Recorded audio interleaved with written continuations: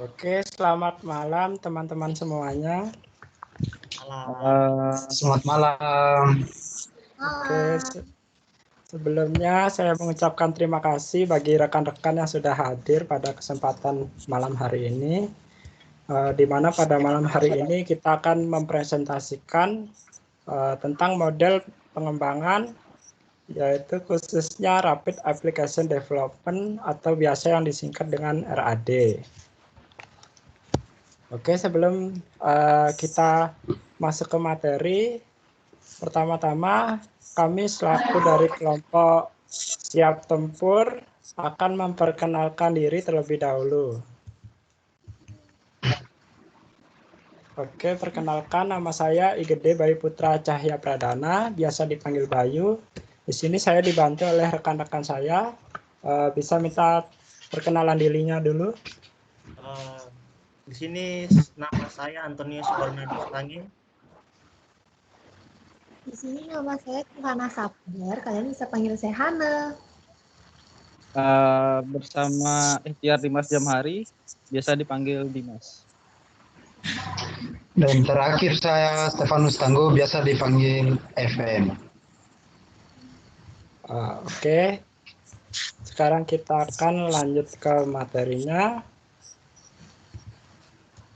Jadi adapun pokok bahasan yang akan kami bahas pada presentasi ini di dalam model pengembangan perangkat lunak, yaitu Rapid Application. Pertama ada pengertian dan definisi dari RAD, kemudian komponen penerapan RAD, lalu unsur-unsur penting dari RAD, alasan mengapa digunakannya model pengembangan RAD ini, kemudian ada fase-fase dalam pengembangan pada model RAD, dan yang terakhir kami juga akan membahas kelebihan dan kekurangan pada model pengembangan perangkat lunak RAD.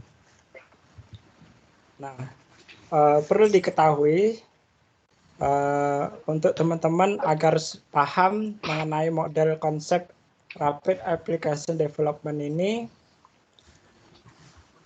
ada baiknya kita mengetahui terlebih dahulu pada dasarnya RAD ini adalah merupakan salah satu model pengembangan yang merupakan bagian dari SDLC atau siklus hidup pengembangan sistem, atau dalam bahasa asingnya adalah System Development Life Cycle. Nah, jadi di dalam SDLC ini salah satunya metodologinya yaitu RAD ini.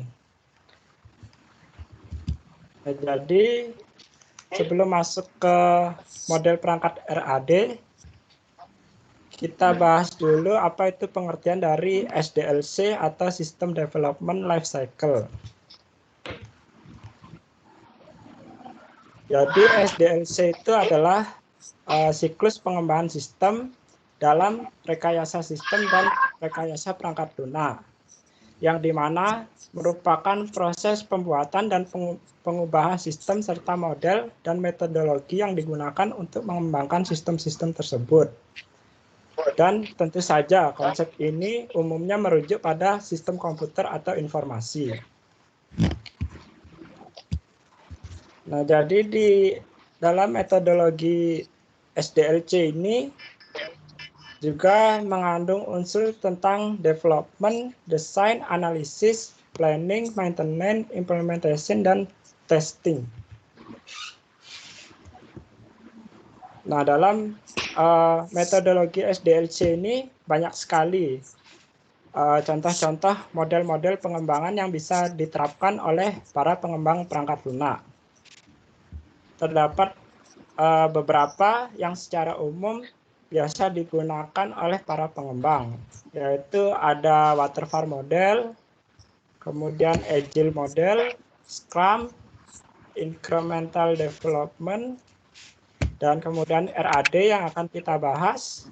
Kemudian ada spiral mode, kemudian unified process, prototyping model, rational unified process, dan ada pula model feature driven development. Sebenarnya masih banyak lagi metodologinya, namun secara umum yang biasa digunakan yaitu metodologi seperti ini. Jadi bisa dilihat ilustrasinya yaitu seperti pada gambar berikut. Nah, sekarang kita akan masuk ke pokok pembahasan kita yaitu tentang Rapid Application Development. Nah, jadi dimulai dari pengertian apa itu Rapid Application Development. Nah, jadi secara singkatnya saja, Rapid Application Development atau biasa disingkat RAD adalah sebuah proses dalam pengembangan suatu perangkat lunak atau sistem secara sekuensial linear, yang dimana siklus pembangunan atau pengembangannya cenderung lebih pendek, singkat, dan cepat. Nah, jadi kata kuncinya di sini adalah lebih pendek, singkat, dan cepat. Maksudnya adalah tahapannya yang lebih singkat. Oke, di sini saya akan menggambarkan sedikit tentang gambaran umum bagaimana sih sebenarnya penggunaan model Rapid Application Development itu ketika seorang pengembang mengembangkan suatu sistem atau aplikasinya. Nah, jadi pada prinsipnya RAD ini menggunakan metode iteratif atau berulang. Ya, sama halnya seperti model pengembangan waterfall, yang dimana dalam pengembangan sistem di mana working model atau model yang bekerja dan sistem dikonstruksikan di awal tahap pengembangan dengan tujuan untuk menetapkan kebutuhan pengguna dan selanjutnya disingkirkan. Nah, maksudnya disingkirkan ini apa? Jadi, misalkan setelah suatu sistem atau perangkat lunak tersebut sudah jadi, kemudian dievaluasi oleh pengembang sistemnya, akan tetapi juga dibantu oleh end user-nya yang menggunakan aplikasi yang sudah dikembangkan tersebut dengan cara memberikan suatu feedback kepada pengembangnya, yang dimana misalkan user ingin menghilangkan salah satu fitur-fitur yang ada, yang misalnya tidak ingin ia terapkan di sistem tersebut. Jadi itulah yang dimaksud dengan menyingkirkan salah satu fiturnya. Oke, selanjutnya. Jadi selain itu dalam pengembangan sistem informasi normal biasanya memerlukan waktu minimal 180 hari. Namun dengan menggunakan metode RAD ini, sistem dapat diselesaikan kira-kira dengan waktu minimal 30 sampai 90 hari. Nah, jadi untuk penjelasan lebih lanjutnya, model RAD ini ketika aplikasi sudah diluncurkan ataupun dilakukan tes lapangan dan ternyata ada masalah-masalah teknis ataupun seperti bug pada aplikasi tersebut, maka tetap bisa melakukan evaluasi dan perbaikan di akhir yang dilakukan oleh si pengembang aplikasi tersebut. Jadi pada intinya model pengembangan perangkat lunak RAD ini memiliki prinsip yang lebih simpel dan juga cepat dalam proses pengembangan aplikasi atau perangkat lunaknya. Karena aplikasi yang dikembangkan sudah ada dan kemudian hanya tinggal dimodifikasi saja oleh si developernya. Dan jika kita bandingkan RAD dengan model pengembangan lainnya, seperti contoh halnya adalah model pengembangan waterfall. Misalnya, jika dibandingkan dengan model tersebut, model waterfall itu lebih dilakukan secara bertahap dan prosesnya juga lebih dilakukan secara mendetail. Atau bisa dikatakan jika pada model waterfall, kesalahan-kesalahan atau bug yang mungkin akan terjadi pada aplikasi atau sistem yang akan dikembangkan sudah dipikirkan atau diantisipasi dari awal sebelum tahap pengembangannya. Nah, sedangkan di model RAD ini, semua yang berkaitan dengan proyek ini memiliki kebijakan bahwa seluruhnya mempunyai kewajiban untuk merevisi dan mengevaluasi dari aplikasi yang telah dikembangkan tersebut. Jadi baik dari segi developernya, suppliernya, klien, maupun dari sisi end usernya atau pengguna akhir dapat menyesuaikan aplikasi dengan keinginan dari usernya ataupun perusahaan yang menginginkan aplikasi tersebut. Nah, jadi kenapa penggunaan RAD ini bisa begitu cepat? Ya karena itu tadi konsep pengembangannya itu dengan mengembangkan suatu sistem yang sudah ada. Jadi yang sudah ada itu kemudian dimodifikasi lagi oleh si pengembang. Kemudian setelah jadi end usernya langsung mencoba sistem tersebut atau langsung dipublikasikan. Sementara itu kesalahan-kesalahannya itu evaluasinya dilakukan di bagian akhir, dan untuk tahap maintenance-nya juga dilakukan di akhir agar dapat meningkatkan upgrade dari aplikasi tersebut sehingga menjadi lebih fungsionalitas lagi bagi end user-nya.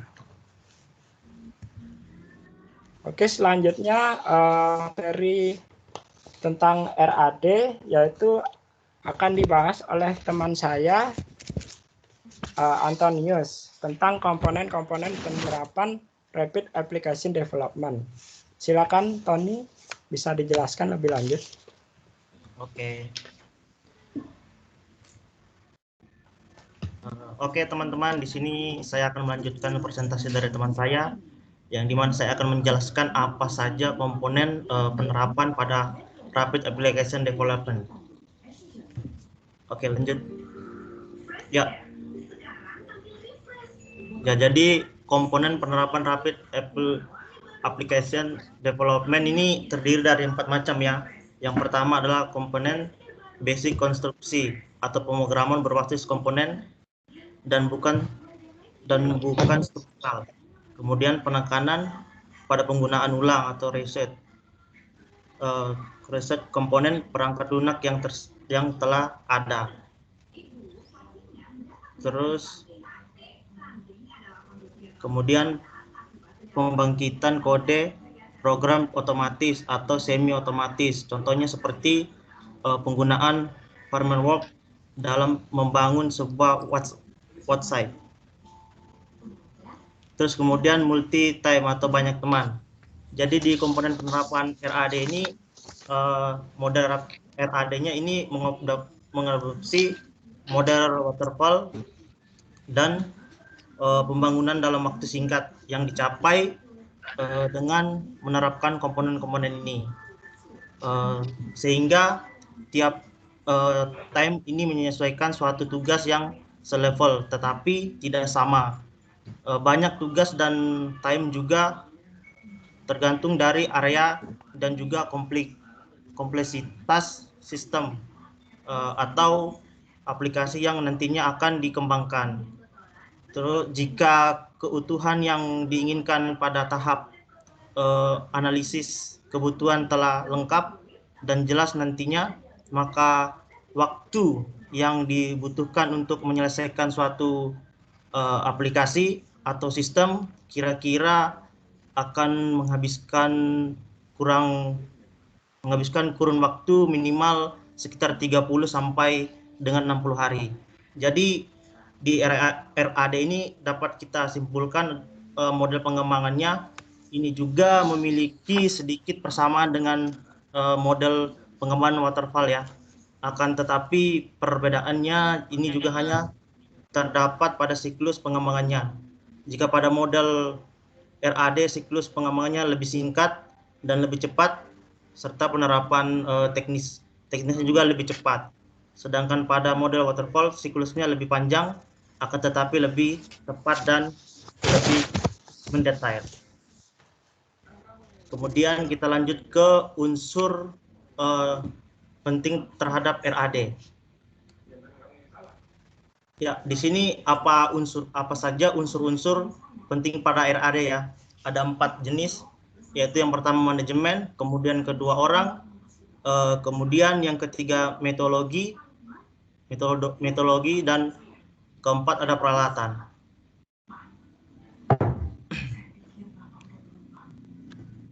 Oke, di manajemennya harus terdiri dari orang-orang suka melakukan percobaan atau eksperimen. Terus suka melakukan sesuatu dengan cara yang baru. Orang yang suka menyesuaikan diri, terus cepat mempelajari bagaimana menggunakan metodologi yang baru. Terus manajemen harus sepenuhnya mendukung atau sportif. Terus kemudian memberikan sebuah lingkungan kerja yang membuat kegiatan RAD-nya menjadi senyaman mungkin.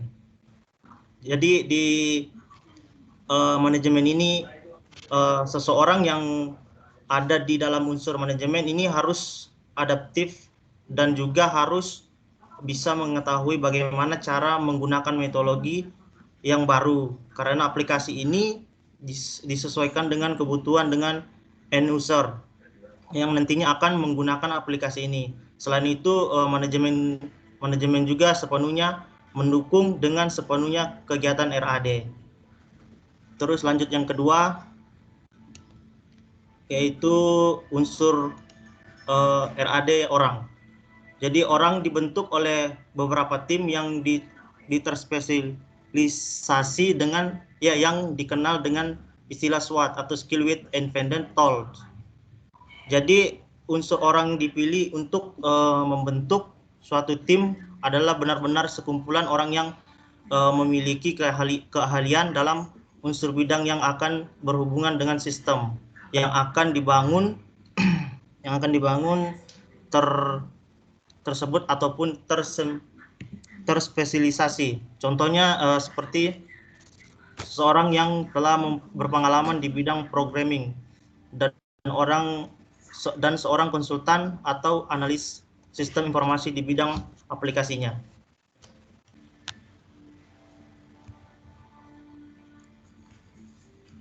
Kemudian unsur yang ketiga adalah metodologi. Di metodologi ini adalah di mana unsur siklus RAD yang terdiri dari perencanaan kebutuhan, terus perencanaan pemakaian, konstruksi dan implementasi. Jadi di RAD siklus ini kita menyediakan apa yang kita butuhkan, kemudian apa yang rencana yang kita akan pakai, kemudian konstruksi yang akan kita gunakan, yang akan diimplementasikan nantinya. Lanjut. Kemudian yang terakhir adalah peralatan.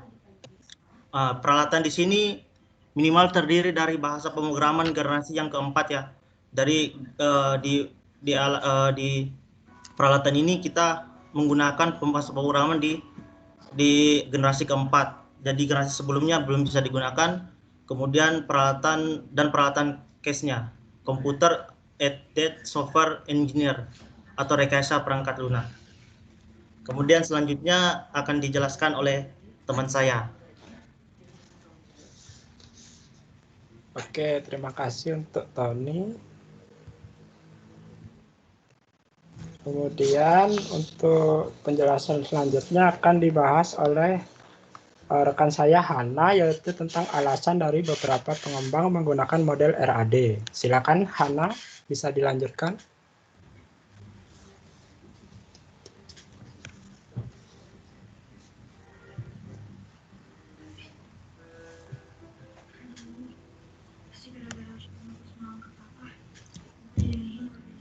Halo Hana. Halo Hana. Muncul dong Hana. Enggak, kameranya hilang lagi. Tes dulu.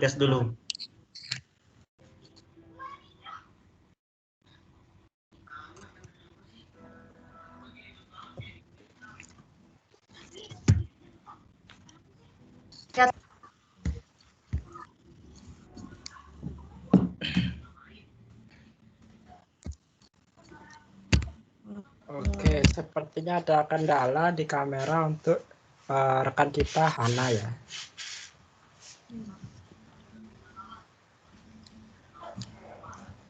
jelaskan aja untuk ini.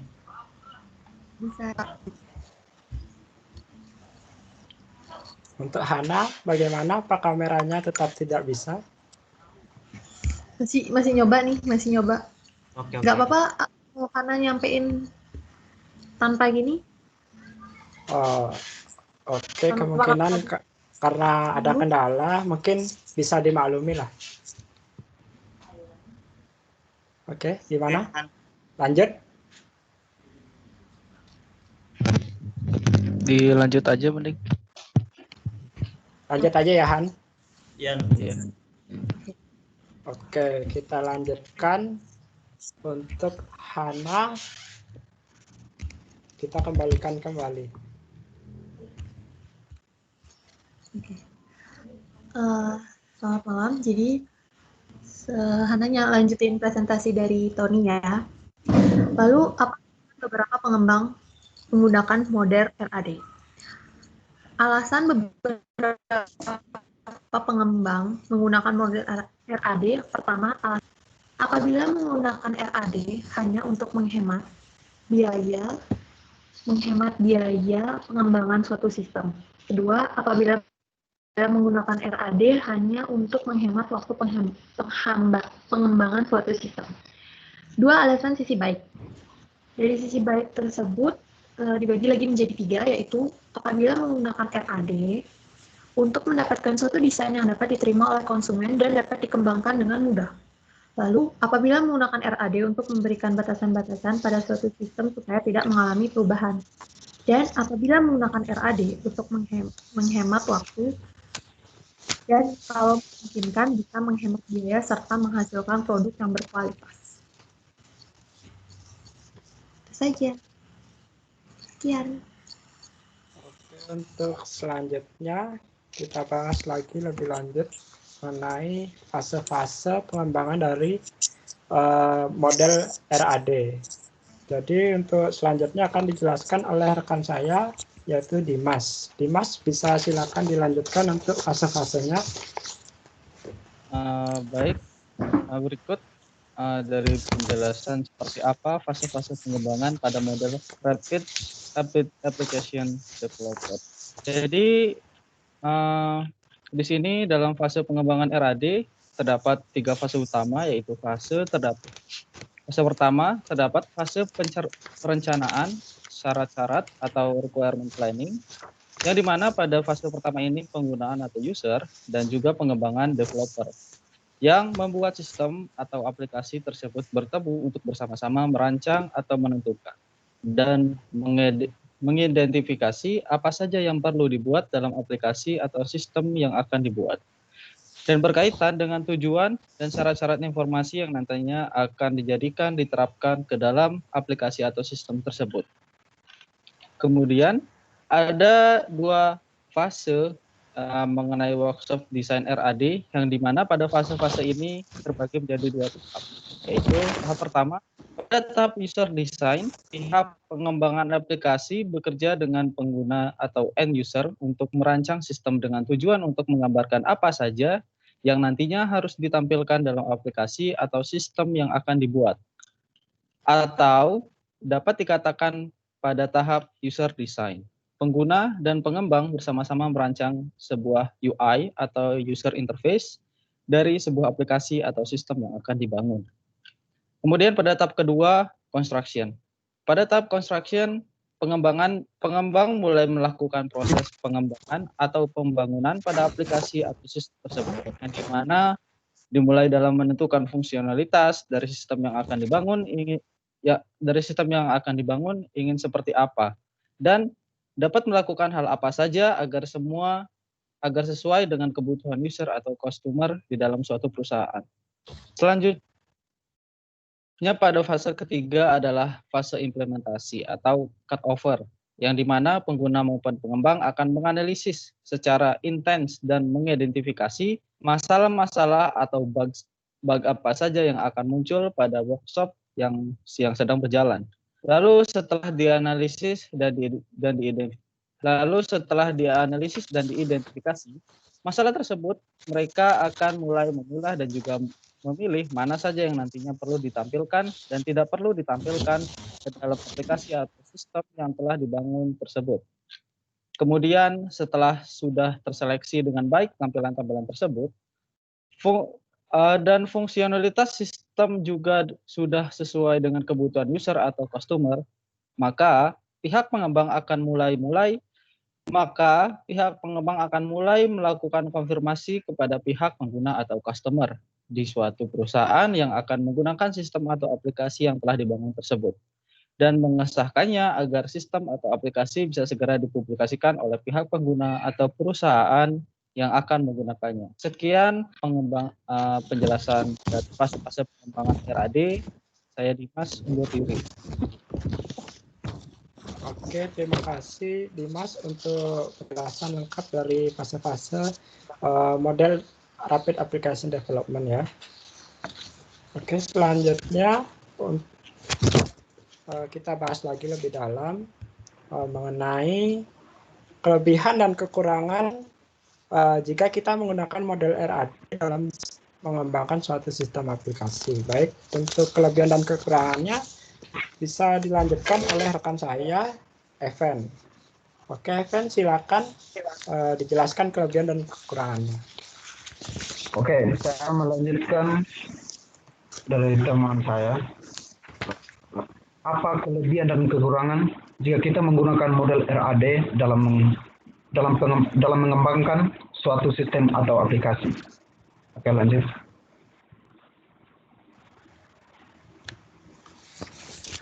Ya, pertama kelebihan model Rapid Application Development. Yang pertama, dapat peningkatan dalam hal fleksibilitas dan kemampuan adaptasi karena pengembang dapat melakukan penyesuaian dengan cepat selama proses pengembangan. Yang kedua, bisa dilanjut Pak Yung? Ya, bisa. Yang kedua, yaitu dorongan penggunaan kembali kode yang sudah disediakan oleh sistem yang ada, yang berarti lebih sedikit pengkodean manual, jadi lebih sedikit ruang untuk kesalahan, dan waktu pengujian lebih singkat. Yang ketiga, RAD mengurangi seluruh kebutuhan yang berkaitan dengan biaya proyek dan sumber daya manusia, karena hanya tinggal memodifikasi suatu sistem atau aplikasi yang sudah ada, dan kemudian mengembangkannya lagi. Ya, lanjut.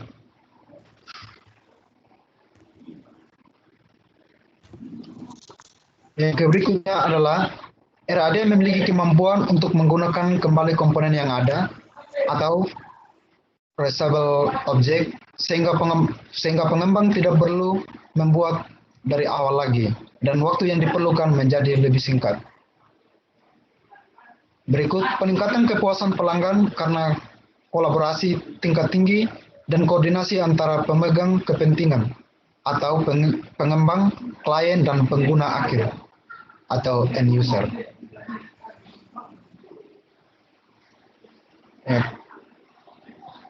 Berikutnya, manajemen risiko yang lebih baik karena para pemegang kepentingan dapat mendiskusikan bersama dan pengembang juga akan tetap mengatasi kerentanan kode dengan terus menjalankan proses pembangunan. Ya, saya akan menjelaskan sedikit dari kelebihan RAD.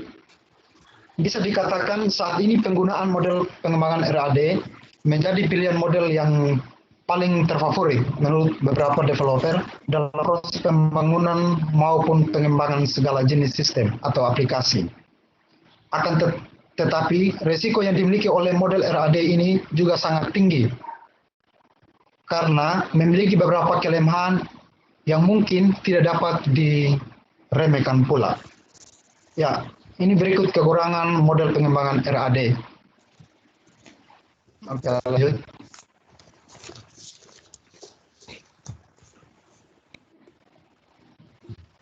Dilanjut, Pak ya.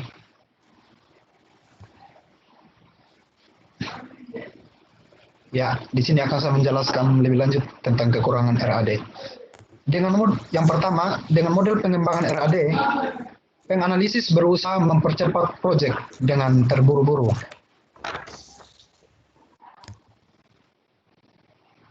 Karena model RAD lebih cenderung berorientasi berdasarkan waktu, berbeda halnya dengan model waterfall yang tidak berorientasi pada waktu.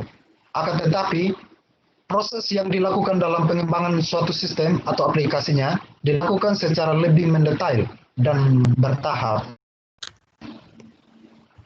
Yang kedua, adanya kelemahan yang berkaitan dengan waktu dan perhatian terhadap data, sehingga aplikasi dapat diselesaikan secara lebih cepat, tetapi tidak mampu mengarahkan penekanan terhadap permasalahan-permasalahan perusahaan yang seharusnya diarahkan. Ya, yang berikut, model pengembangan RAD ini cukup menyulitkan bagi programmer yang tidak berpengalaman dalam menggunakan perangkat-perangkat yang sudah ditetapkan. Yang dimana para programmer dan analis dituntut untuk menguasai kemampuan-kemampuan baru, sementara pada saat yang sama mereka harus bekerja, mengembangkan sistem atau aplikasi yang akan dibuat tersebut.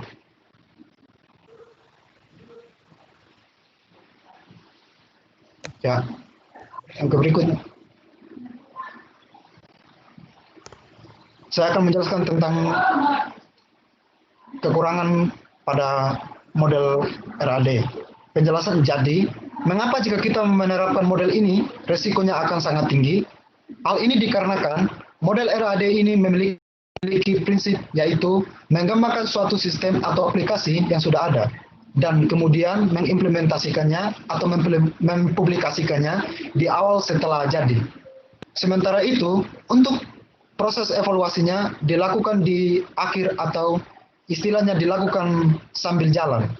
Seakan-akan memperbaiki sistem tersebut apabila baru diketemukannya. Masalah atau yang biasa disebut sebagai bug. Sehingga dapat dikatakan model RAD lebih berisiko jika kita bandingkan dengan model pengembangan seperti waterfall ataupun prototyping.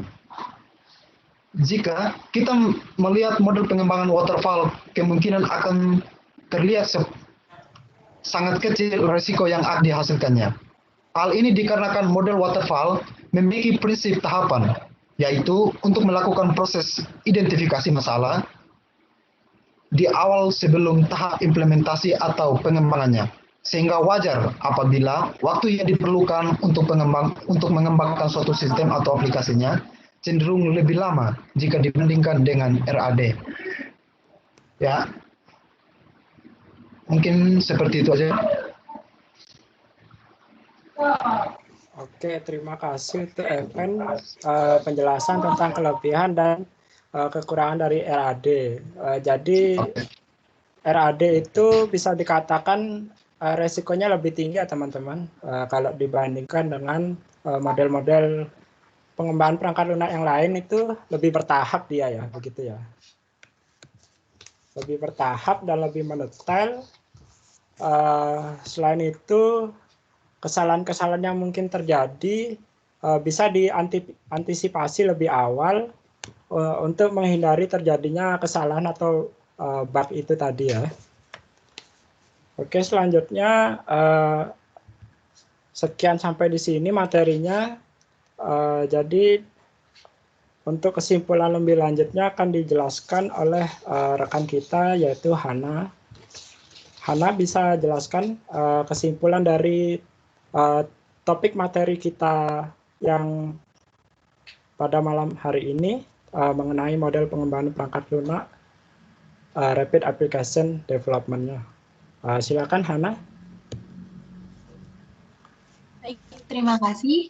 Jadi kesimpulan model dari Rapid Application Development adalah pada saat ini model pengembangan perangkat lunak RAD rata-rata sudah banyak diterapkan oleh beberapa perusahaan besar dalam membangun maupun mengembangkan aplikasi atau sistemnya, khususnya di perusahaan layanan jasa e-commerce seperti Tokopedia, Shopee, Lazada, Bukalapak, dan lain-lain sejenisnya. Di mana aplikasi ini atau sistem ini dibuat dalam kurun waktu sesingkat mungkin dan Tetapi ketika ada sesuatu masalah atau bagian dari sistemnya, maka sistemnya tersebut akan langsung segera diatasi atau dievaluasi lagi sambil jalan. Sehingga sistem yang dibangun tersebut tiap waktu pasti akan terus diupdate dan di-maintenance hingga kinerja dan fungsionalitas dari sistem menjadi semakin bagus atau lebih baik lagi. Dan sesuai dengan apa yang dibutuhkan oleh user.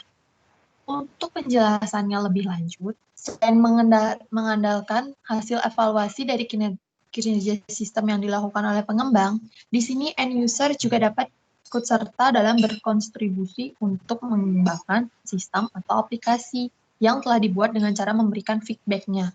Dengan memberikan kesan-kesan berupa saran atau masukan kepada developer-nya terkait apa yang sudah dirasakan oleh user setelah menggunakan sistem atau aplikasi tersebut, mungkinkah ada yang kurang dari segi fiturnya atau dari segi fungsionalitas sistem tersebut yang belum sesuai harapan usernya.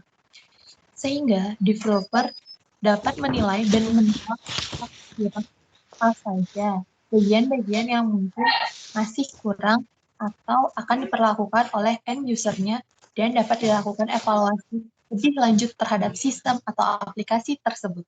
Sekian kesimpulan dari materi hari ini. Terima kasih. Saya kembalikan lagi ke Bayu. Baik, terima kasih untuk Hana atas kesimpulannya. Jadi kurang lebih seperti itu ya teman-teman kesimpulan dari model penggunaan Rapid Application Development ini. Ya, walaupun kekurangannya cenderung lebih beresiko, tapi masih menjadi tetap model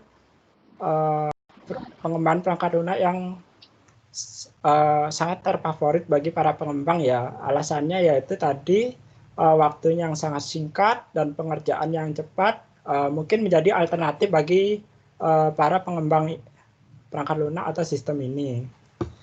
Baik, sekian saja materi presentasi yang bisa disampaikan oleh kelompok Siap Tempur. Semoga bisa menjadi informasi yang berguna dan bermanfaat bagi teman-teman. Dan kami juga mohon maaf yang sebesar-besarnya apabila ada kesalahan kata maupun baik dari segi penyampaiannya maupun dari tampilan slide PowerPoint itu sendiri. Dan itu saja yang bisa kami sampaikan. Terima kasih dan selamat malam.